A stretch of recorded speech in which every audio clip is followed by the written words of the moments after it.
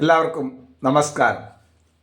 ഇന്നത്തെ സുഭാഷിതം: പക്ഷീണാം ബലമാകാശം, മത്സ്യാനാമുദകം ബലം, ദുർബലാനാം ബലം രാജാ, ബാലാനാം രോദനം ബലം.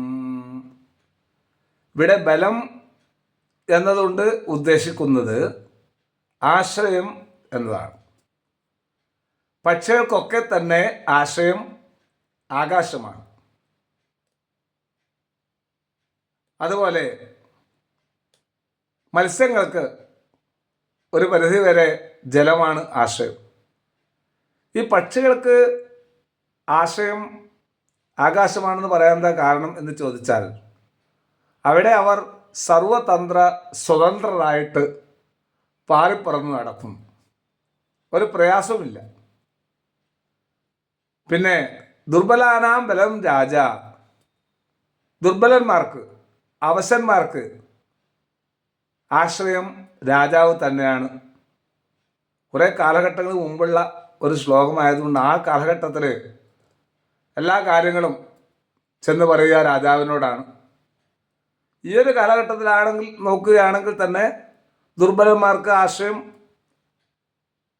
പലതരത്തിലും ജനങ്ങൾ മറ്റുള്ളവരെ കൊണ്ട് ദ്രോഹിക്കപ്പെടുന്നുണ്ട്.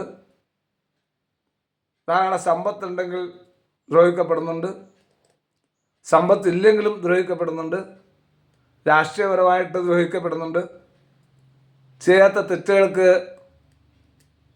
ദ്രോഹിക്കപ്പെടുന്നുണ്ട്. ഇങ്ങനെ പല പല പ്രശ്നങ്ങൾ. അങ്ങനെയുള്ളവരൊക്കെ ഇപ്പോൾ കോടതിയെയോ ഒക്കെ വേണം ആശ്രയിക്കാൻ. അപ്പോൾ നമുക്ക് എന്തെങ്കിലും പ്രശ്നം വന്നാൽ ഏറ്റവും നല്ലത് പരാതിപ്പെടുന്നത് പോലീസ് സ്റ്റേഷൻ, അതുപോലെ കോടതി, ഇവിടെയൊക്കെ തന്നെയാണ്. മറ്റുള്ളവരോട് പറഞ്ഞാൽ പോലും ചിലപ്പോൾ നീതി കിട്ടണമെന്നില്ല. കുട്ടികൾക്കാണെങ്കിൽ രോദനമാണ് ബലം. കുട്ടികളെ നമ്മൾ കണ്ടിട്ടുണ്ടല്ലോ, ഇല്ലേ? പല കുട്ടികളും കരഞ്ഞിട്ട് കാര്യം നേടുന്നത് കാണാം. കരഞ്ഞാൽ ഉറപ്പായിട്ടും ആ കാര്യത്തെ നേടിയെടുക്കുവാൻ സാധിക്കുമെന്ന് ഈ കുഞ്ഞിന് മനസ്സിലാക്കും. കുഞ്ഞുങ്ങളൊക്കെ അതുകൊണ്ടാണ് പലപ്പോഴും കരഞ്ഞുകൊണ്ട് കാര്യങ്ങൾ നേടുന്നത്. അപ്പോൾ ഓരോ ജന്തുവിനും, ഈ ഭൂലോകത്ത് ജീവിക്കുന്ന ഓരോ പ്രാണിക്കും ഓരോരോ ആശ്രയങ്ങളുമുണ്ട്.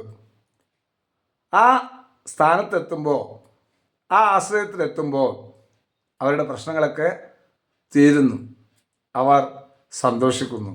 ഇതാണ് ഈ ഒരു ശ്ലോകം നമ്മൾ മനസ്സിലാക്കേണ്ടത്.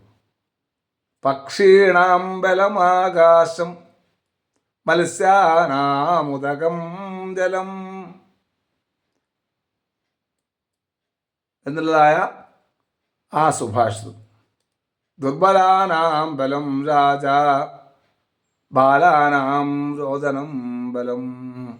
ഈ ഒരു ശ്ലോകം നമ്മൾ മനസ്സിലാക്കേണ്ടതുണ്ട്. നന്ദി, നമസ്കാരം.